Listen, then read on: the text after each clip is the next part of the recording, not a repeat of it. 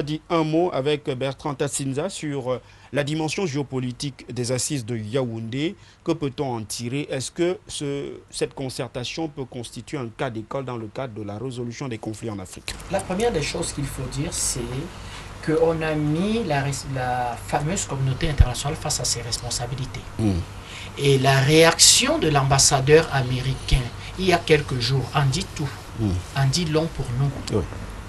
Les assassins reviennent toujours sur les lieux du crime. Nous étions les premiers à dire que cette histoire a été vendue aux enfants. Ça a été tissé à l'étranger. Et le président va le dire dans son discours, qu'une aventure certainement inspirée depuis l'étranger.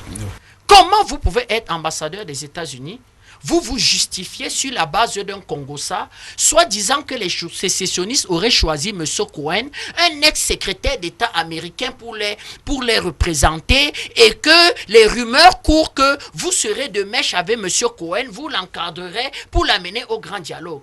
Qui vous a téléphoné? Regardez véritablement comment une puissance comme les États-Unis peuvent se ridiculiser par certains fonctionnaires ou vendeurs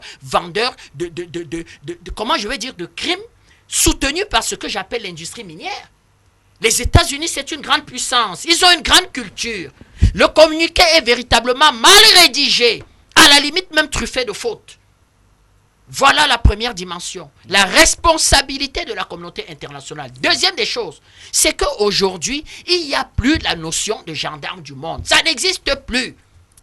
Monsieur Sanjo, vous avez regardé le défilé militaire de la République populaire de Chine? Ils vont sortir des missiles high-tech, 17 000 km de portée, puissance 10 fois supérieure à celle de la bombe d'Hiroshima. Quand vous voyez ça, vous parlez encore de gendarmes du monde?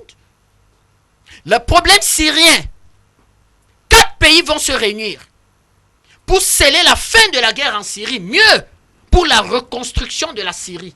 On va évaluer à 400 milliards de dollars. Pékin va dire j'ai la technologie et j'ai les moyens. Poutine va dire j'ai les moyens et j'ai la technologie. Jusqu'à l'Iran, il y aura, vous avez entendu parler du FMI et de la Banque mondiale?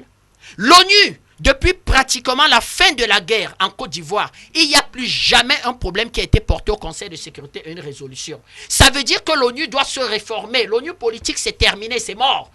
Donc si on ne réforme pas l'ONU, qu'est-ce qui vous dit que la Russie, la Chine, l'Iran, un peu la Turquie, peuvent dire qu'à partir d'aujourd'hui, c'est nous qui réglons de notre manière les problèmes du monde? Donc vous voyez que le Cameroun peut démontrer que, à l'issue d'alliances stratégiques fortes, avec un certain nombre de pays, arriver à résoudre ces problèmes. Souvenez-vous du débat qu'il y avait lors au Conseil de sécurité de la formule Ariane. Vous avez eu la Chine qui a eu une position très claire, d'expliquer que les problèmes du Nozo ne menacent pas la paix internationale. Donc s'il y a certains ici qui en toile de fond nous amènent à la formule Ariane, parce que demain ils veulent rédiger quelque chose pour amener au Conseil de sécurité, on va tuer ça dans l'œuf ici. Même la Guinée équatoriale, que nous saluons avec beaucoup de respect, va expliquer que personne ne s'y trompe. Nous sommes ici pour parler d'un problème purement humanitaire et de crise humanitaire. Les problèmes qui y sont à l'intérieur, la Chine va emboîter le pas. Et immédiatement après cette formule, l'ambassadeur de Russie et de Chine vont aller réaffirmer un soutien au ministre des Affaires étrangères camerounais. Donc vous voyez que ce dialogue-là aussi va consacrer véritablement la fin d'une certaine hégémonie, la fin de ce qu'on appelle le gendarme du monde. Aujourd'hui, vous avez des gendarmes du monde, vous avez des intouchables et vous avez des pays qui développent des capacités de résistance au point de dire niet à Washington. Très bien. S'il vous plaît, je demande à la réalité.